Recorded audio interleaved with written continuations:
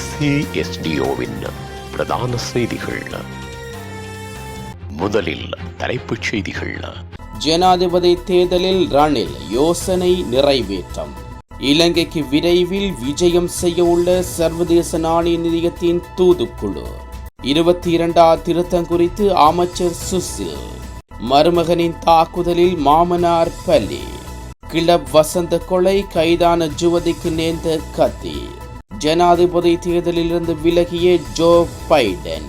தொடர்பன விரிவான செய்திகள். தாயக செய்திகள். எதிர்வரும் ஜனாதிபதி தேர்தலில் ஜனாதிபதி ரணில் விக்ரமசிங்க போட்டியிட வேண்டும் என்ற பிரேரணை நேற்று இடம்பெற்ற ஒன்றிணைந்து வெல்வோம் நாம் ஹம்பகா பொதுக்கூட்டத்தில் முன்வைக்கப்பட்டது. ஹம்பகா மாவட்ட மக்கள் சார்பில் அமைச்சர் பிரசன்ன ரணதுங்கவினால் இந்த யோசனை முன்வைக்கப்பட்டதாக ஜனாதிபதி ஊடக பிரிவு தெரிவித்துள்ளது. பேரணியில் கலந்து கொண்ட அனைவரும் கைகளை உயர்த்தி ஏகமனதான தீர்மானத்தை நிறைவேற்றியதாக ஜனாதிபதி ஊடக பிரிவு தெரிவித்துள்ளமை குறிப்பிடத்தக்கது. இலங்கைக்கு அடுத்த வாரம் சர்வதேச நாணய நிதியத்தின் தூதுக்குழு ஒன்று வரவுள்ளதாக நிதி ராஜாங்க அமைச்சர் சொசான் சோமசிங்க தெரிவித்துள்ளார். அனுராதபுரத்தில் இடம்பெற்ற ஊடக சந்திப்பில் கலந்து கொண்ட போதே அவர் இதனை தெரிவித்துள்ளார். இந்த தூதுக்குழு இலங்கையின் பொருளாதாரத்தில் ஏற்பட்டுள்ள முன்னேற்றம் மற்றும் அதற்கான வழிவகைகள் தொடர்பில் கலந்துரையாடுவதற்காக இலங்கை வரவுள்ளது.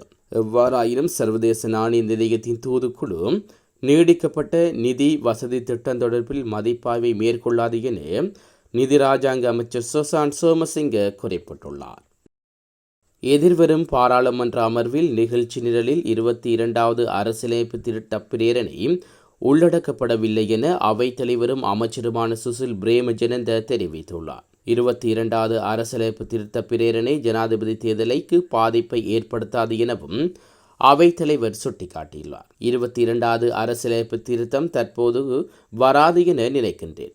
அடுத்த அமர்விற்கான நிகழ்ச்சி நிரலை நேற்று தயாரித்தேன். அது இதில் இல்லை. இந்த திருத்தம் பாராளுமன்றத்துக்கு சமர்ப்பிக்கப்பட்டாலும் அதனால் தேர்தல் பாதிக்கப்படாது. தேர்தல் பாதிக்கப்படும் என்பது பல்வேறு குழுக்கள் மற்றும் படிப்பறிவில்லாதவர்கள் வெளியிடும் கருத்தாகும் என்று கூறியுள்ளார். மருமகனின் தாக்குதலால் மரணமடைந்த மாமனாரின் சடலம் கல்முனை ஆஸ்ட்ராப் ஞாபகார்த்த வைத்தியசாலையில் வைக்கப்பட்டுள்ளது.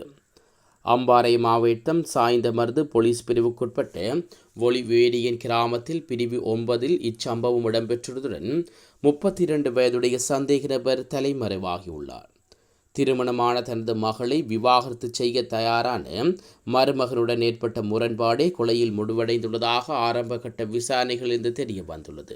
அடிக்கடி இவ்விடயத்தினால் தனது மாமனாருடன் தகராறு செய்து வந்த மருமகன் போதைப் பொருளுக்கு அடிமையானவர் என்பதுடன் சாய்ந்தமருது போலீஸ் நிலையத்திலும் இருவேறு குற்றச்சாட்டுக்காக விசாரணைக்கு அழைக்கப்பட்டிருந்தமை குறிப்பிடத்தக்கது.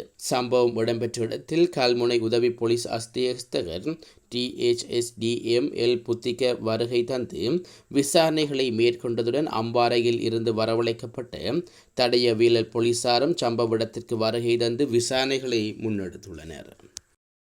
கிளப் வசந்த கொலை சம்பவம் தொடர்பில் கைது செய்யப்பட்ட 21 வயதான ஜுவதி கடுவலை பதில் நீதிவான் முன்னிலையில் ஆஜர்படுத்தப்பட்டார். இதன்போது அவரை 48 மணி நேரம் தடுத்து காவலில் வைத்து விசாரிக்க வேண்டும் என்ற போலீசாரின் கோரிக்கைக்கு பதில் நீதிவான் அனுமதி அளித்துள்ளார். ஆத்திரகிரிய பிரதேசத்தில் வைத்து குறித்த ஜுவதி கைது செய்யப்பட்டு மேல் மாகாண தெற்கு குற்றத்தடுப்பு பிரிவினரால் சந்தேக நபரான பெண் கைது செய்யப்பட்டுள்ளதாக போலீசார் தெரிவித்தனர். கொலைக்கு உதவியதற்காக அவர் கைது செய்யப்பட்டுள்ளார்.